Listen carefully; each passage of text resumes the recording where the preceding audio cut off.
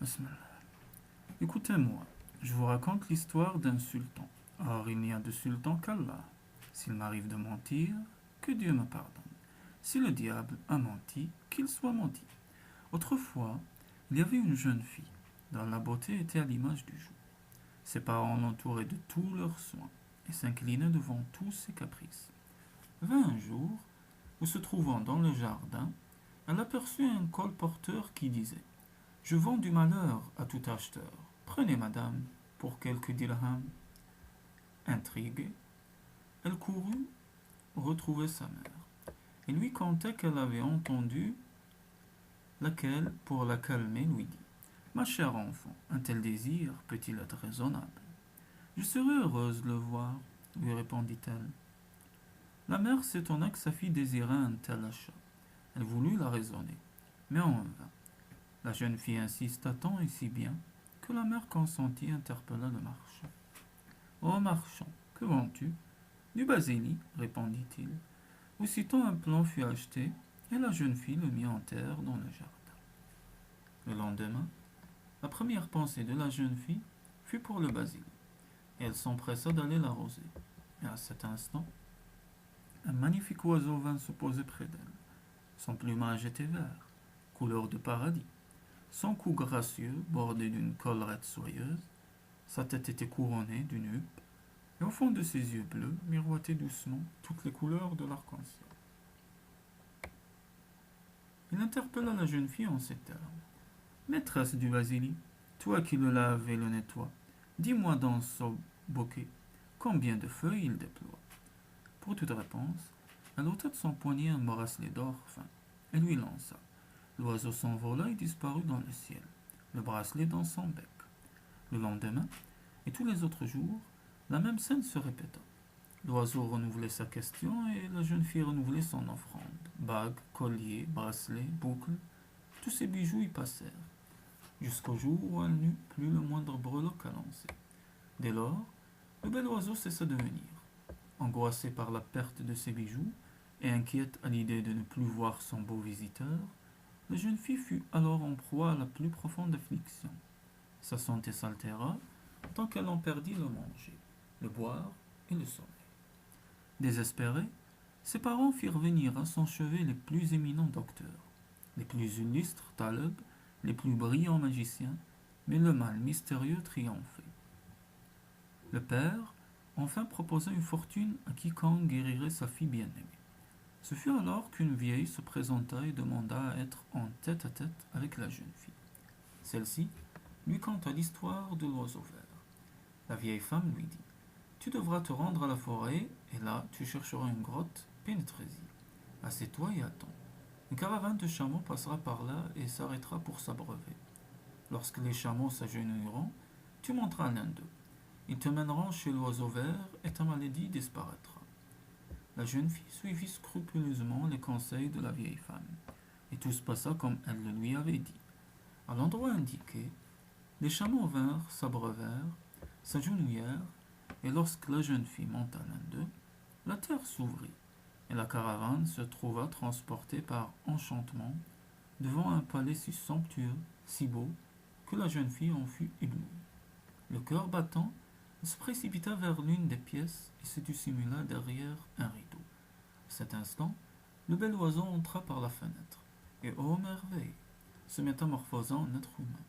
Après un moment d'effroi, la jeune fille se réjouit et éprouva un immense bonheur lorsqu'elle eut reconnu le marchand qui lui avait vendu le plan de basilic.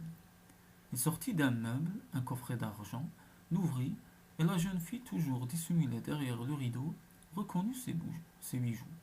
Il se mit alors à pleurer et à se lamenter. Pleurez avec moi, partagez ma peine. Pleurez, palais et roi, pleurez votre reine.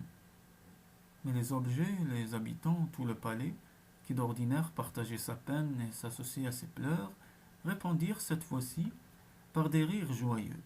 Le prince, car c'était le fils d'un roi, comprit qu'une personne étrangère s'était introduite dans son palais. Il dit: Qui es-tu, djinn ou humain? Troublée, la jeune fille sortit de sa cachette, et grande fut la joie de leur retrouvaille. Je vous ai rejoint dans ce pays lointain. Nous voici réunis à jamais, pour la vie. Mais ce bonheur fut de courte durée. Le destin implacable allait s'abattre sur les deux jeunes gens. Le roi, dont le palais se trouvait en amont de la rivière, préparait les festivités pour célébrer les noces de son fils. Une belle princesse avait été choisie par le roi. Celui-ci en informa son fils par un pli qu'il jeta à la rivière. Ce jour-là, le prince et sa bien-aimée se trouvaient au bord de l'eau. La jeune fille dormait, la tête posée sur les genoux de son prince, portée par les flots argentés, le pli scellé par vin en aval, là où se trouvait le palais du prince. Surpris, celui-ci le prit, l'ouvrit et lut. Le bain nuptial chez vous, les cérémonies chez nous. Le prince pâlit et comprit l'ordre envoyé par le roi son père. Que faire, se dit-il? Convient-il d'informer sa bien-aimée? Serait-il préférable de n'en rien faire? Après une longue et douloureuse hésitation, il souleva délicatement la tête de la jeune fille, la posa sur une pierre et partit sans faire de bruit. Au contact de la pierre froide sous sa joue, elle se réveilla et ne trouvant personne, fut fort inquiète et se mit à pleurer. Elle chercha longtemps le prince et longtemps elle l'appela. Hélas, seul le lointain écho répondait à ses appels.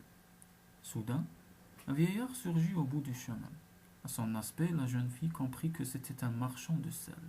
En effet, près de lui trottait un petit âne, chargé de gros sacs de sel.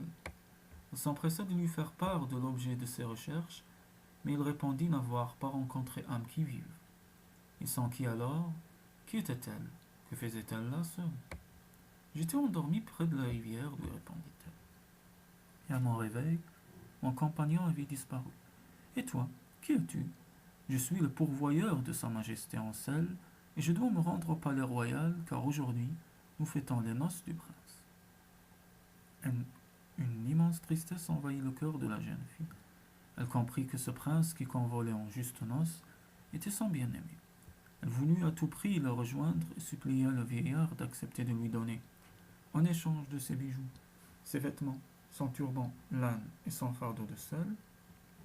Le vieillard hésita longtemps, mais alléché par le lucre, il finit par céder et lui donna ses habits dont elle se vit. Puis il lui indiqua le chemin à suivre pour se rendre au palais. Méconnaissable, sous son déguisement, la jeune fille passa devant les gardes du palais, qui lui ordonnèrent de se présenter au plus vite devant le prince, qui au préalable en avait donné l'ordre dans l'espoir d'avoir quelques nouvelles.